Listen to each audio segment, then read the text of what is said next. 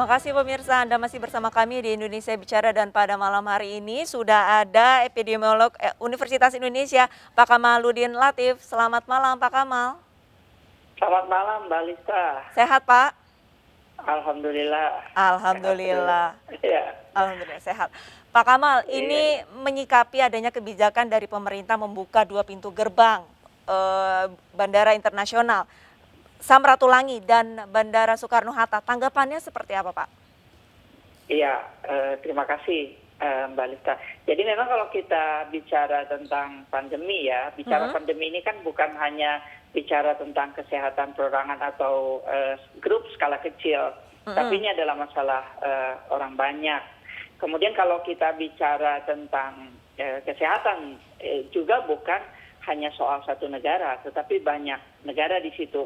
Sehingga kesehatan dalam pandemi ini menjadi isu yang bukan hanya menjadi milik isu satu negara tertentu, tetapi sudah menjadi isu kesehatan global atau banyak negara. Jadi saya sangat bisa memahami apa yang dilakukan oleh pemerintah. Sebetulnya regulasinya kan selalu mengacu kepada data yang ada di satuan tugas, sehingga dikeluarkanlah baik itu instruksi Mendagri tentang pemberlakuan kegiatan masyarakat maupun dari kegiatan yang sifatnya adanya traveling dari luar.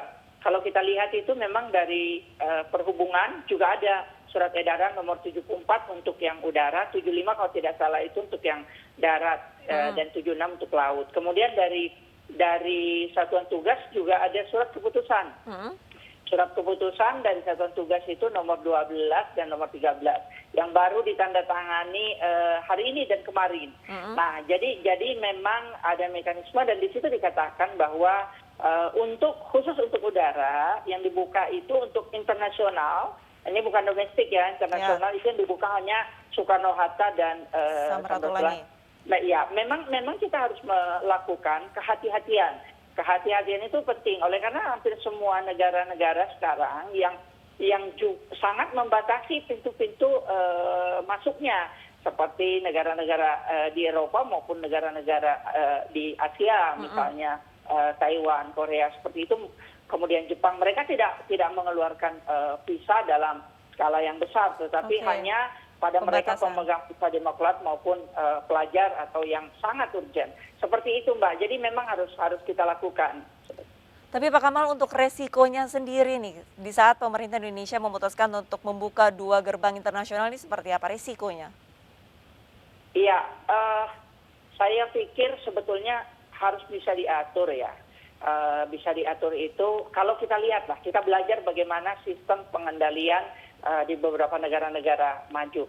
Jadi sebelum orang datang, negara yang akan menerima itu sudah tahu. Jadi ada komunikasi siapa saja yang akan datang, dan juga sebelum berangkat kita dilakukan tes. Nah, risiko-risiko itu seharusnya bisa diminimalkan dengan cara seperti itu. Jadi ada semacam quote and quote screening. Screening mereka yang akan berangkat. Setiba di airport misalnya. Nah, kalau di Taiwan itu karantina, kalau kita lihat surat edaran yang nomor 13 itu kan ada adendum lagi itu dirubah kalau nggak salah menjadi 14 hari. Nah, di sana malah 21 hari. Jadi 14 hari itu grup karantina untuk negara-negara yang high risk, dan 7 hari itu self management. Jadi sendiri. Nah, risiko itu seharusnya bisa kita tekan, bisa kita minimalkan. Jadi ada dibuka, kemudian ditutup, kemudian dilihat lagi datanya. Jadi ketika data melandai. Tapi yang paling penting adalah kita paham betul, kita laksanakan betul protokol yang seharusnya. Jadi protokol ketika mereka datang, tes, kemudian nanti di mana, sampai kemudian aplikasi. Jadi aplikasi itu pun sangat menandai dan ada denda di situ. Nah, di sini pentingnya konsistensi. Jadi kalau kita lihat dendanya nggak main-main. Kalau kayak negara-negara seperti Taiwan misalnya, mereka denda besar dan bahkan dipulangkan kalau misalnya melanggar dendanya. Jadi kita kalau akan ke sana memang sangat hati-hati, sangat takut gitu. Seperti itu. Jadi saya pikir resiko itu ya sepanjang kita punya kepercayaan diri untuk mengendalikan mungkin bisa. Tetapi terus memantau kondisi negara atau flight arah mana saja yang akan yang akan terhubung ya, terkoneksi ya. Sementara misalnya kita ke Amsterdam, kemudian ke Dubai, kemudian ke Narita yang untuk ke US seperti itu. Jadi memang kita harus mengetahui betul kondisi di sana, kasus, kemudian kematian maupun varian of concern-nya. Jadi kita tahu misalnya sebaran delta, sebaran gamma-nya dan seperti itu proporsinya. Jadi memang tidak bisa tidak harus update terus. Lantas Pak Kamal, untuk benar-benar mempertahankan konsistensi dari membatasi mobilitas warga, ini dari WNI ataupun WNA yang dari luar seperti itu, mereka tes sebelumnya, mereka negatif, masuk ke Indonesia PCR negatif, tapi kan mereka harus menjalani proses karantina ataupun isolasi. Tadi Pak Kamal sempat menyampaikan ada yang 14 hari, ada yang 21 hari. Tapi di tengah-tengah perjalanan itu ternyata mereka positif. Nah ini seharusnya seperti apa? Karena tidak sedikit seperti itu ya. Ini banyak petugas yang mungkin bisa dibilang ya sudah 14 hari saja, selebihnya terserah, boleh bebas jalan-jalan atau berkumpul atau bagaimana. Ini seharusnya seperti apa dari tindakan Satgas? Kalau dari pandangan epidemiologi, kita memang harus strict. Strictnya itu begini, 14 hari itu dia harus diam. Untuk negara-negara, kalau kita punya, ini kan sekali lagi soal pendanaan ya, kalau kita cukup punya kapasitas untuk itu, memang bagus grup karantin. Jadi terpusat. Selama 14 hari dia dimonitor terus. Setiap hari dimonitor, kita tahu. Jadi ada reportnya. Jadi ada surveillance itu jalan tiap hari. Apakah ada gejala dan seterusnya. Nah itu kan bisa di follow up. Jadi kalau sampai timbul gejala atau kemudian dari hasilnya menjadi positif, berarti kan harus dibawa ke rumah sakit. Dan sudah kita siapkan rumah sakit rujukan mana. Seperti itu. Kita tahu betul. Dan pasca, kalau di dalam aturan itu disebut bahwa 7 hari nanti tes. Setelah dia selesai lagi 14 hari itu tes lagi untuk membuktikan. Bahkan kita bisa buat double check di situ ya. Nah kalau memang dia terbukti baik dia positif maupun negatif, itu seharusnya ada set management karantina. Jadi mereka harus karantina sendiri dan ini bisa diawasi lewat aplikasi. Kita kontrol betul. Kalau misalnya karantina sendiri ya, karantina sendiri atau misalnya dia memilih hotel tertentu. Katakanlah dia memilih hotel tertentu wilayah Jakarta. Kita bisa tahu pergerakannya. Kita bisa lihat kemana saja, kemudian aktivitasnya melalui aplikasi itu. Jadi aplikasi itu bukan hanya aplikasi seperti itu, tetapi juga menjadi pemantauan. Dan pemantauan itu secara real time. Kita ketahui, kemudian ada follow up yang paling penting. Follow up-nya apa? Ya temuan. Kalau kayak kemarin mereka yang jalan-jalan ke mall apa segala macam, itu kan harus ada temuan. Jadi kita harus melakukan sesuatu dari temuan itu, tidak bisa. Nah di sini konsistensi saya pikir, Mbak Lisa. Pak Kamal, tapi mirisnya untuk aplikasi ini sendiri ini kan masih terbatas. Kita sebut saja Peduli Lindungi ini masih WNI seperti itu ya. Tapi untuk teman-teman WNA, ini mereka bagaimana untuk pengisian di aplikasi? Apakah pemerintah sudah menyiapkan aplikasi tertentu yang khusus yang berbeda dengan Peduli Lindungi untuk men-track mereka, posisi mereka ada di mana secara real time atau seperti apa? Seharusnya ada kewajiban begini, siapapun, apakah warga negara asing maupun warga negara Indonesia, sama ketika kita datang sebagai ekspatriat di negara tertentu, katakanlah kita datang ke Korea, nah kita akan diberlakukan sebagai pendatang, kita harus unduh aplikasinya. Kalau kita ke Singapura, kita unduh Trace Together. Kalau kita ke Jepang itu waktu zaman Olimpiade itu kan Kokoa misalnya, itu harus di-download, kemudian aplikasi itu harus dipakai. Nggak bisa, jadi tidak dibedakan. Karena penyakit juga tidak mengenal dia warga negara asing atau negara Indonesia. Mereka semua harus dipantau selama ada di sini. Nah itu menjadi penting sekali untuk mengetahui apakah ada perubahan, apakah ada virus tertentu, bagaimana prediksi kita ke depan. Nah, itulah seharusnya yang kita lakukan. Jadi treatment di negara lain ya sama dengan di kita.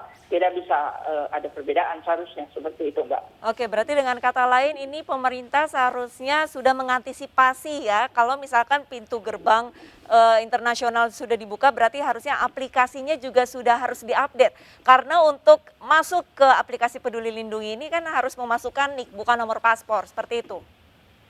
Harus diupdate berarti ya Pak ya? Harus diupdate, harus menyesuaikan. Jadi mengikuti. Kalau NIK kan kalau dari luar kan nggak ada. Betul. Berarti ada. Kan itu sebetulnya gampang ya. Kalau kita bicara software itu kan buatan manusia. Programnya tinggal dibuat, di-attach-kan sintaksnya. Jadi kalau misalnya apa namanya saya nggak tahu NIK, kemudian ID number, ini tinggal ditambahkan lagi passport number di bawahnya, kan tinggal ditambah. Toh nanti pada saat data diunduh akan ada tambahan variabel baru, yaitu variabel nomor paspor. Atau satu misalnya WNI dia akan diminta untuk memasukkan NIK, kemudian dia warga negara asing, maka not applicable untuk NIK, tetapi dia open apa namanya diisi untuk bagian yang nomor paspor. Jadi paspor number tinggal dimasukkan X berapa misalnya, tinggal dimasukkan di situ.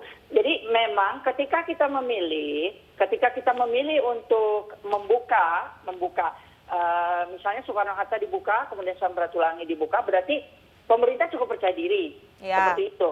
Jadi cukup percaya diri.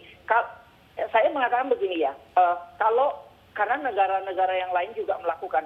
Kalau untuk yang sangat penting, urgent ya mereka boleh masuk, tetapi ya tentunya dengan sangat ketat masuk ke pintu tertentu itu kita bisa atur seperti itulah. Nggak bisa diblok, benar-benar diblok juga akan menyulitkan. Tetapi sekali lagi transmisinya harus bisa kita kendalikan. Artinya medan harus kita kuasai. Kasus yang dari negara masuk, ini pesawatnya Del dari Jepang, dilihat sebagian besar dari mana, atau dari Hong Kong, Cathay Pacific masuk, kita bisa lihat itu. Kita lihat kemudian penumpangnya sebagian besar, kan kita tinggal bisa identifikasi. Kemudian setelah sampai di sini di karantina, sebagian besar misalnya warga negara Indonesia juga dia diam.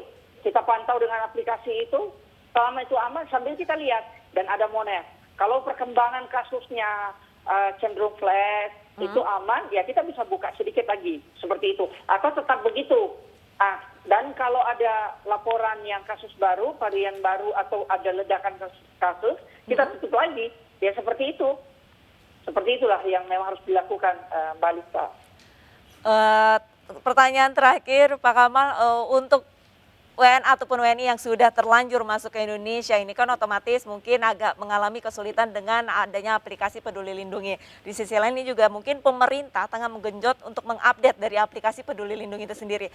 Lantas untuk mencegah penyebaran varian corona yang terbaru, baik itu Lambda ataupun Mu ke Indonesia, ini apakah sudah optimal? Apakah pemerintah sudah mulai berjaga-jaga karena pintu gerbang sudah mulai dibuka. Lantas untuk aplikasinya sendiri aja bisa dikategorikan ini belum optimal seperti itu. Masih banyak kebocoran, masih ada beberapa data dari Peduli Lindungi sendiri, ribuan orang yang positif justru sedang keluar rumah seperti itu. Nah ini seharusnya seperti apa ini? Bagaimana ini pemerintah seharusnya menyikapinya? Ya, saya jawab yang pertama dulu ya. Jadi kalau tadi pertanyaan apa ya pertama, maaf saya lupa. Jadi kalau misalnya kita ingin mengetahui warga negara asing tadi ya, warga negara asing atau sebaran varian, ya pertanyaan tadi sebaran varian. Kalau kita ingin mengetahui sebaran varian, tidak bisa tidak, berarti sampel kita cukup adekuat, WGS, whole genome sequencing. Jadi kita tahu itu yang kita bisa memetakan varian-varian. Berarti harus cukup adekuat dan dikumpulkan. Saya pikir kita punya kapasitas dan resources untuk melakukan itu. Sekarang tinggal kita mau apa tidak. Itu. Nah, kalau yang tadi, itu yang saya sampaikan di awal tadi, pertanyaan yang kedua tadi, bagian dari follow up. Kenapa aplikasi dibuat? Itu adalah untuk memantau. Jadi dari awal saya sampaikan bahwa monitoring dan evaluasi dari surveillance atau contact tracing atau aplikasi yang sekarang ada, itu adalah sebuah keharusan. Kita disitulah tugasnya untuk menjaga. Kalau terjadi pergerakan dilihat dari aplikasi, berarti harus ada sebuah konsekuensi. Jadi kita buat misalnya mereka yang melanggar apa gitu, harus dibuat oleh pemerintah. Saya pikir pemerintah harus melakukan sesuatu selain yang tadi yang disampaikan oleh Mbak Lita bahwa software itu harus dilakukan. Dan saya pikir itu bisa di-update, di-upgrade, ditambahkan, bisa dengan menggunakan ditambahkan bahasa Inggris dan seterusnya, itu juga nggak ada masalah kok mengikuti, atau mereka yang dari negara lain yang tidak menggunakan bahasa Inggris itu seharusnya bisa, kan tinggal diperbaiki. Saya pikir seharusnya bisa dan harus. Kalau kita ingin mempertahankan kondisi kita seperti sekarang, kita harus melakukan itu. Baik. Baik, terima kasih banyak atas waktunya Pak Kamal. Kita mungkin Sama-sama, Mbak. sudah membuka pintu gerbang, tapi dari warga Indonesia sendiri ini nggak boleh abai dan lengah ya, walaupun sudah vaksin tetap harus menjalankan protokol kesehatan. Terima kasih Oh iya, banyak itu nomor atas satu, ya, betul. terima kasih banyak atas Betul. waktunya Pak Kamal. Selamat Sama-sama, malam, Mbak. salam Sehat sehat. terus. Selamat malam.